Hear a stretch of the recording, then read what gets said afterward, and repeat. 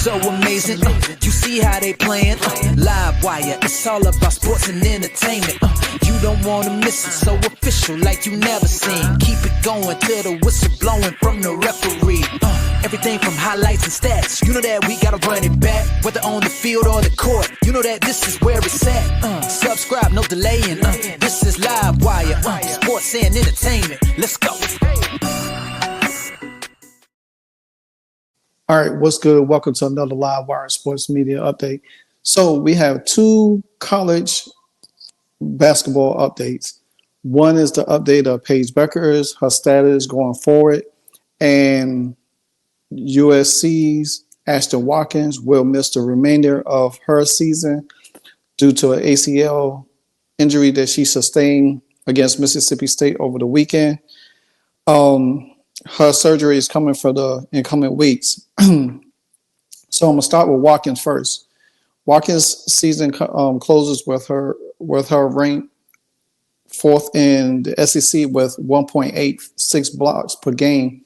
She was second on the team in rebounding with 6.4 and averaging only 7.2 points through 14 games.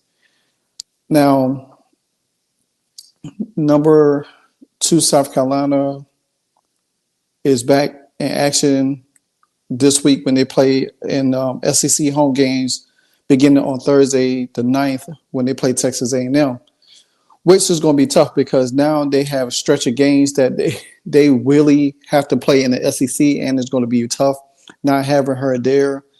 It's going to hurt a little bit, but I do believe that South Carolina is going to be able to get over that and pretty much make some things shake.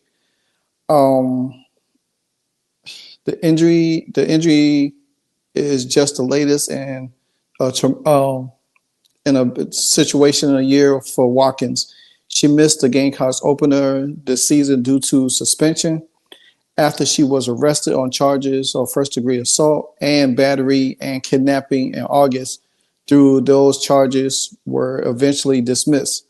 Now, normally stuff like that, they usually kick players off the team.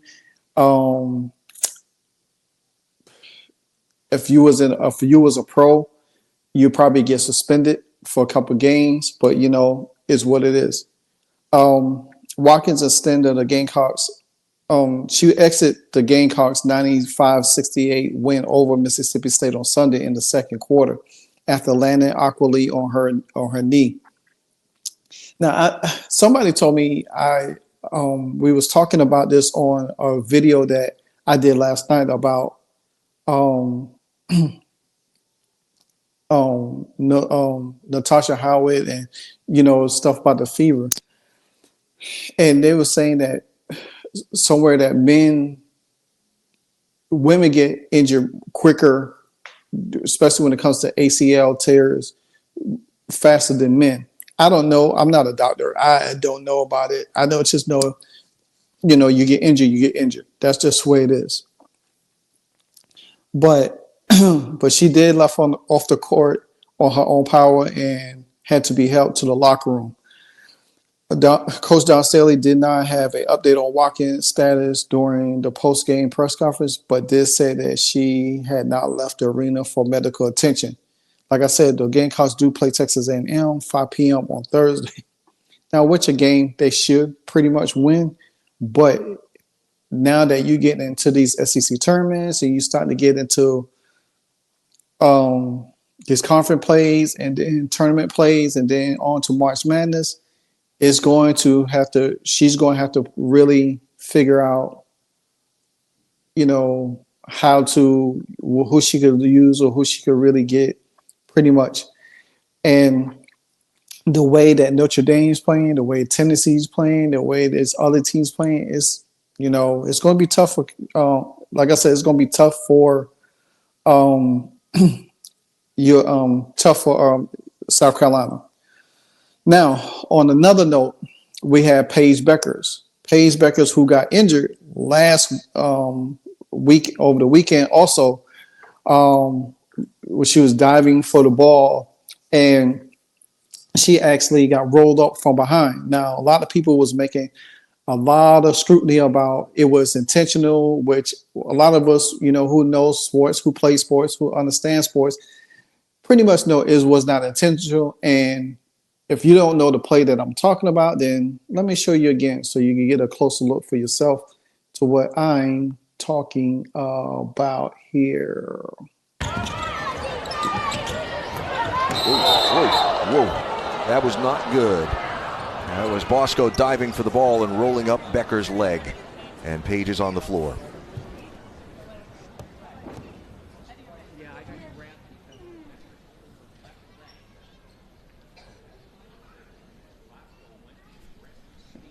Hopefully just a momentary scare, but obviously the teammates gathered around, and this building is so quiet you could hear a pin drop.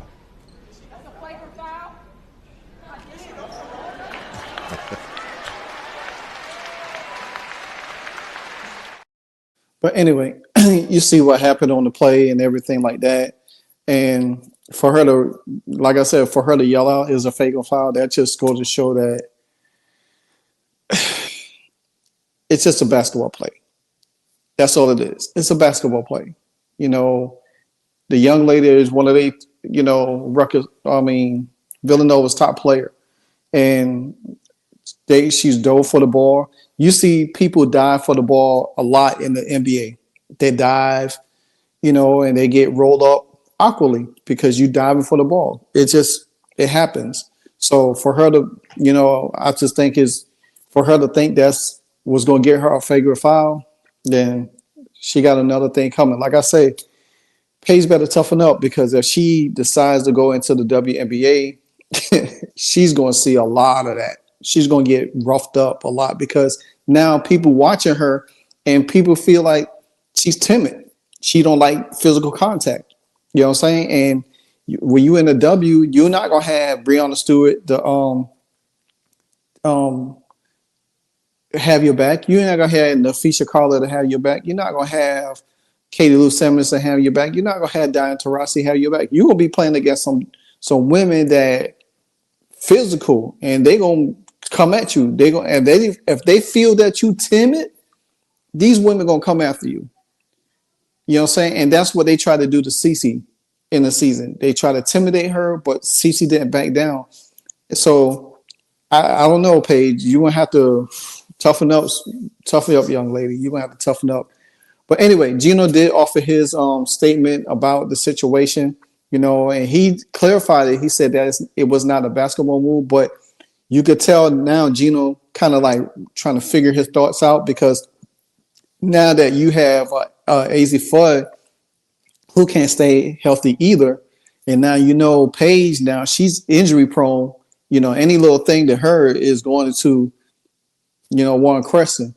So, and then also I'm gonna let y'all see the video first, and then I could come back to what I was saying afterwards. Yeah, the start lineup will be a little bit different tomorrow. It'll be different. I'm glad that I think I was right because I think I said that for Paige it was going to be kind of similar to what the scenario for AZ was. And it turned out to be pretty much the exact same thing. Everybody saw it on video. That's the way the kid landed on the funny. So it's a sprain. There's nothing torn. There's nothing crazy about it. The knee sprain or ankle too? Or? Well, the ankle's fine. The ankle's fine. I think the politically correct thing to say, according to our crack SID, is lower body sprain. If anybody can't see through that, then they're not paying attention. But no, her ankle's fine. Her ankle's fine. I mean, it's sore. Don't get me wrong. Yeah, it's like her knee got twisted a certain way, her ankle got twisted a certain way. It was just an awkward thing. But we're hoping that we have her back in a week. With everything she's gone through, what goes through your mind when you see her on the ground like that? The worst, and that's kind of like with everybody. You get, you get shell shocked.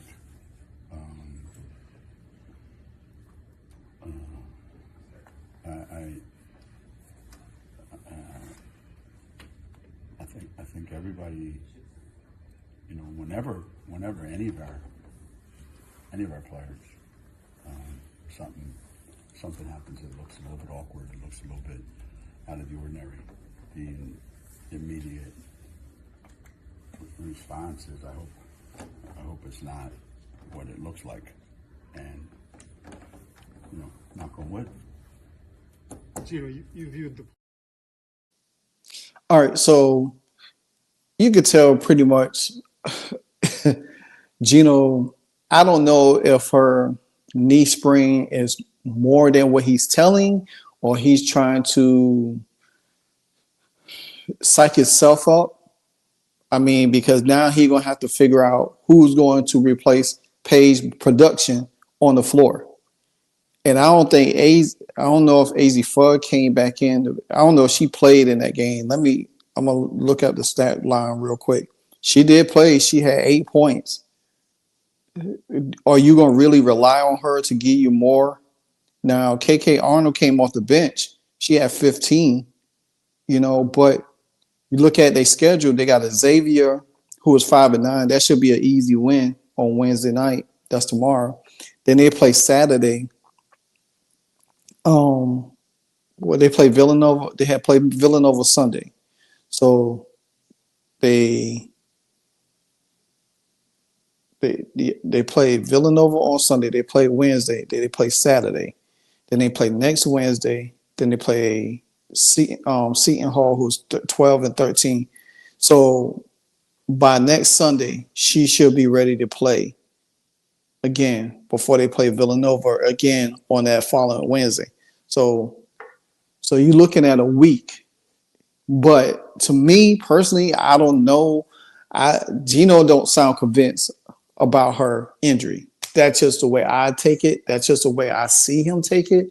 But you got to understand, you as the head coach, why would you leave her in the game when you 26 points up? Now, what if she can't come back? What if it's going to take her longer? You know what I'm saying? What is she, what it may take her 2 weeks, 3 weeks, it might take her a month. Now, how are you going to do that? But see, this is why I say you can't have your top players in the game. Same thing with Juju.